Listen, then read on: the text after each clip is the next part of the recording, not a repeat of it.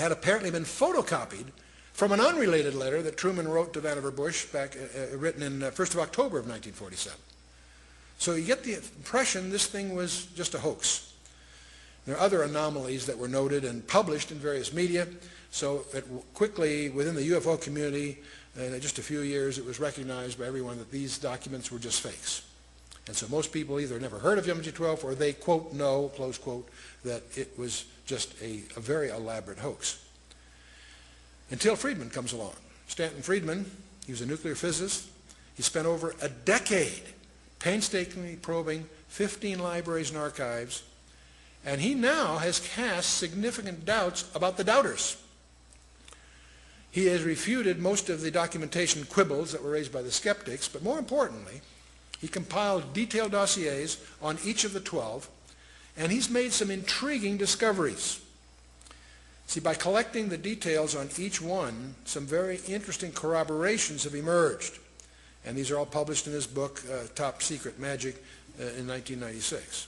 Let's take General Nathan Twining as an example.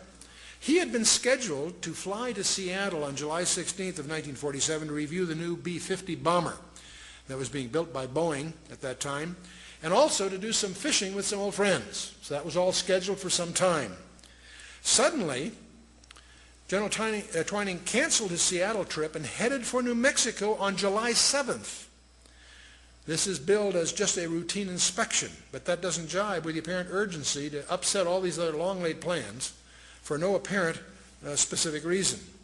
It's also interesting that on July 9th, President Truman met with New Mexico Senator Chavez with no reason given. So you get the feeling behind these calendar entries there's something going on. Another interesting guy is Donald Menzel. He apparently, Friedman discovers, led a double life. As a UFO debunker and a distinguished astronomer in public. He was a well-known astronomer. He also ran around poking holes at these UFO conjectures that were going on in those days.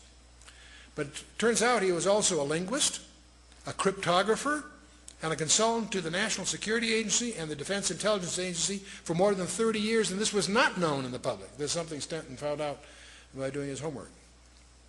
He held a top-secret ultra-clearance, and none of this was known to the general public. So it's interesting, whoever contrived this hoax had a lot of inside information somehow. Now what's also provocative is Dr. Menzel, he gave some technical explanations disputing some UFO incidents that often were not scientifically defendable, especially for a guy like him who's a competent technologist. So it's strongly suggestive that he had a private agenda of disinformation as part of his job. So at this point it may be useful to highlight, again this is a little tutorial, which I'm going to call the anatomy of secrecy. How do you make something secret within the government or military community? Well, the first thing, you can define the content of what's going on as secret or top secret or whatever level is justified by the content of the material. If there's a contract, the content of the work can be classified secret, top secret, what have you. But let's assume you're really serious about making this especially secure. The other thing you can do is called compartmentalization. You can compartmentalize the project. And how do you do that? You make the existence of the contract classified. And these are usually in the intelligence community, and that's why they go by a nickname. They're called black programs from the intelligence side. These are great contracts to get because your competitors don't know they exist. So they're sole source, and they're considered attractive contracts. See, I have served as chairman of the board of 4 different publicly traded defense contractors. And several of these were companies that had their primary commitments in deeply classified work and obviously included compartmentalized programs. But I have to tell you, I was startled.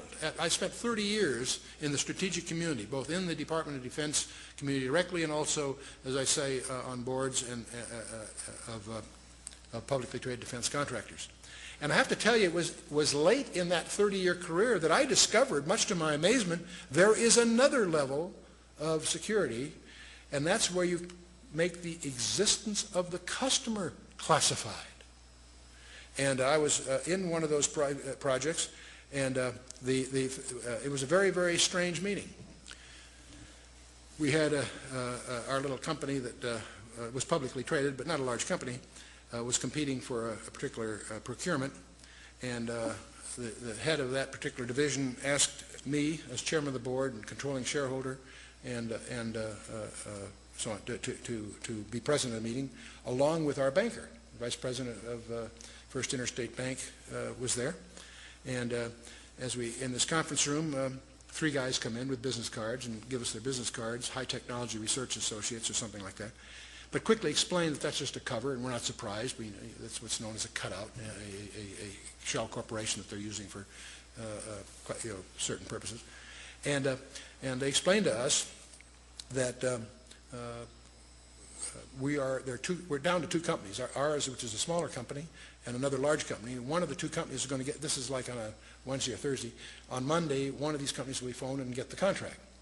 And we're in the running. Okay, that's exciting. But then they explain that they're very embarrassed because we'll get a verbal okay on Monday if we win. But we'll have to start work right away to make the timing, and they won't be able to get paperwork to us for maybe 60 or 90 days. They're embarrassed, but it takes that long to get the kind of paperwork we need. And so the problem is we're going to have to start on a verbal go-ahead before we have paper. And the problem with that is that they looked at our financials, and we weren't that financially strong to undertake that kind of a commitment. And so that's why they wanted a banker there. And so they said, could the bank extend? I think we had a credit line in those days of, I think, $4.5 million. And it would take another $1.5 million to make us presentable for this purpose. And so they asked the bank if the bank could increase our credit line for $1.5 million. The banker very naturally said, "You don't tell us who you are, and you won't tell us what it's all about." The answer is no. And so we're at a stalemate because, as instead, we wouldn't be qualified. And I turned to the vice president of First Interstate Bank and says, "You people have my personal financials." In those days, I had money. That's before I got in my project with the Russians. But anyway, that took me down. But the point is, in those days, I had a net worth. I says, you have a net worth. If I guaranteed the incremental loan, would the bank willing to go along with this? And he said, I can't. He says he didn't have the authority, but we go downtown. He says they'd probably go along with that. So I turned to the customer. I says, if I can pull that off in the next 24 hours, would that suffice? And they said, sure. So that's exactly what we did. I went downtown the next morning to First Interstate Bank. We signed some papers, and I guaranteed an incremental $1.5 million on the existing $4.5 million loan on that Thursday or Friday, whatever it was. And that Monday, we did get a phone call, and we won this contract. And that was it turned out to be the electronics for the B-2. And it was 18 months later that whole project got transferred to Northrop. But prior to that, it was in an organization whose existence is classified. And so it startled me to discover that there's a whole procedure. There are cost recovery procedures, there are courts, there's all the necessary infrastructure to make this all work is in place, and it's all highly classified to protect even the existence of the customer. It's the third level, if you will. You follow me?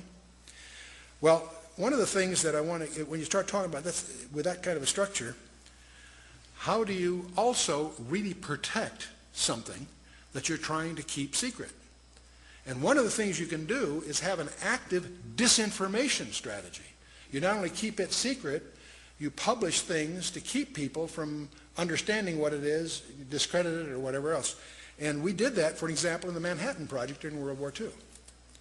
The very existence of our atomic bomb project, the so-called Manhattan Project, was hidden under a whole bunch of other cover stories and pseudo-projects.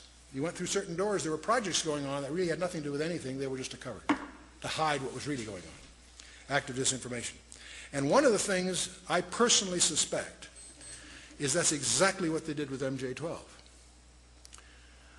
It's very possible that they surface documents that have flaws in them, knowing that after a few months, few years, whatever, the diligence of researchers will discover that that couldn't have been that typewriter, that really isn't Truman's signature, whatever. So everybody knows that MJ-12 is just a big hoax. What a perfect cover. Ask anybody that's in this community about MJ-12, and they'll shrug it off right away. Oh, that's that hoax that surfaced in the 80s. Really? What a perfect cover. And obviously, I think it's